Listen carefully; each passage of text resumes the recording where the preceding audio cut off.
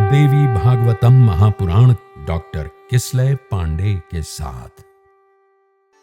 इस भाग में अच्छा ये अभी चर्चा चली रही कि विमान फिर आगे चल पड़ा। इस बार विमान जहां पहुंचा वो शिवलोक था। वहां देखते क्या है कि अपने महल से महाशिव निकल रहे हैं, 5 मुंह वाले, अनेक हाथों वाले। इस बार भगवान शिव को अचरज हुआ कि मैं शिव यहां बैठा हूं तो ये कौन है और ये चल क्या रहा है। आपस में ही हम लोग चर्चा कर रहे हैं कि ये क्या कारण है, ये चल क्या रहा है, ये किसकी माया है। विमान दोबारा चल पड़ा।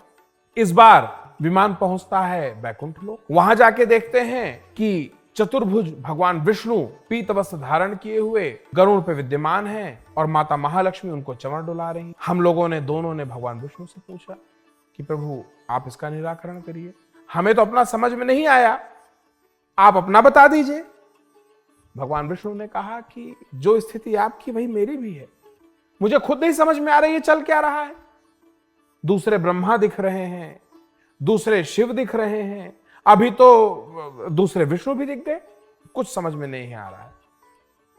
बस अब शांत बैठे रहिए, इसका निराकरण कैसे होगा ये मुझे खुद नहीं पता।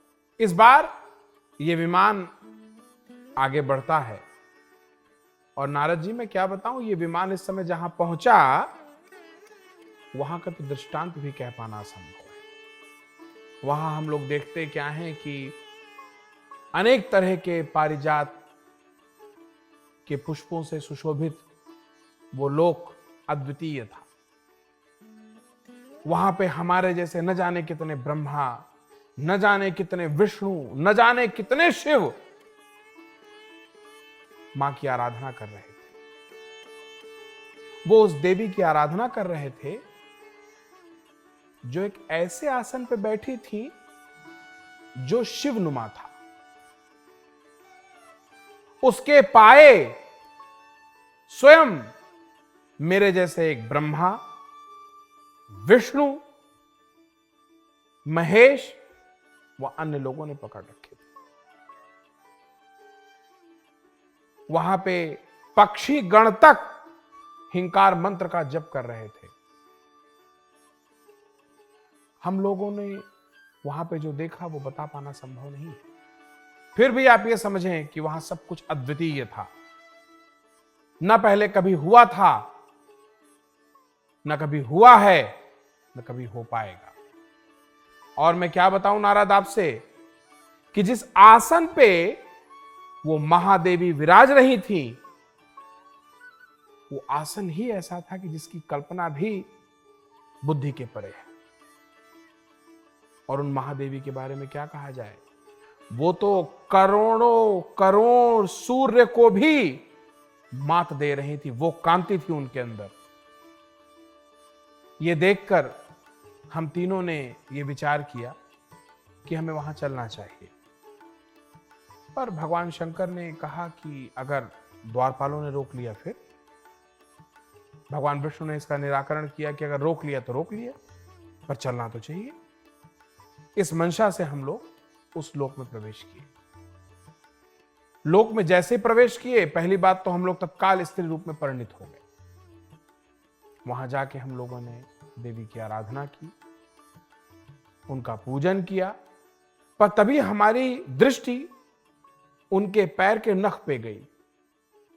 पैर के अंगूठे के नाखून पे ब्रह्मा जी की जब दृष्टि पड़ती है तो ब्रह्मा जी क्या देखते हैं वो सुनिए। वो देखते हैं कि संपूर्ण चराचर जगत, अनगिनत ब्रह्मांड, अनगिनत देवी देवता, ब्रह्मा विष्णु महेश यक्ष राक्षस गंधर्व किन्नर दानव सब उसी नख में ब्रह्मा जी को दिख गए।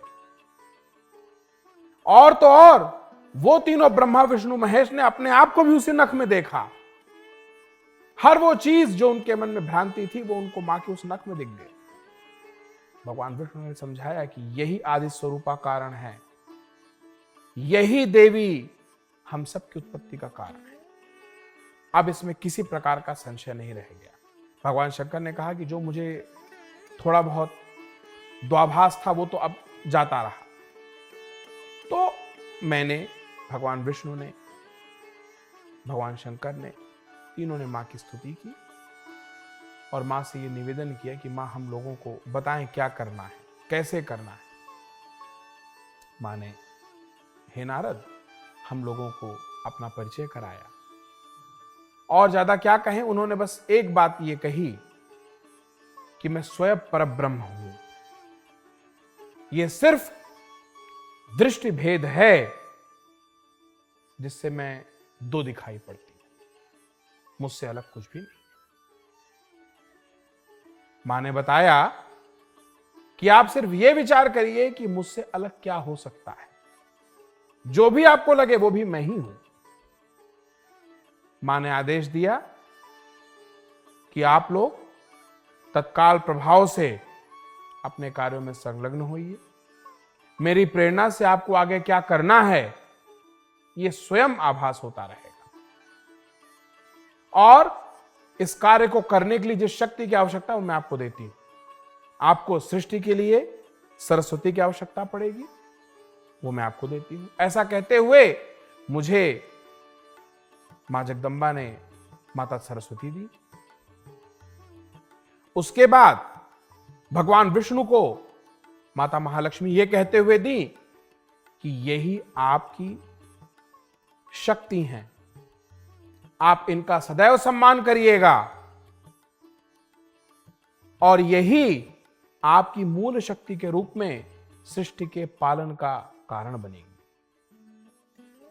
ऐसा कहते हुए माता महालक्ष्मी उन्हें दी।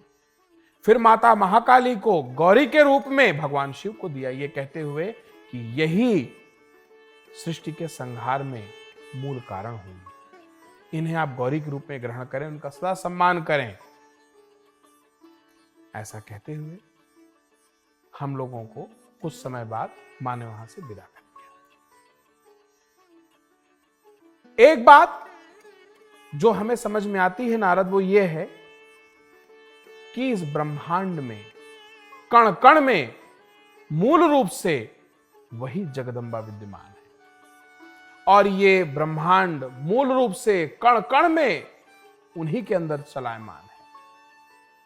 आप तो कुछ यूं समझिए नारद कि जैसे दर्पण में कोई व्यक्ति अपना प्रतिबिंब देखता है, वैसे ही ये जगत है। ये आप समझें कि ये मां का ही विस्तार है। मां ने स्वयं को जब देखना चाहा तो इस ब्रह्मांड का विस्तार हो गया।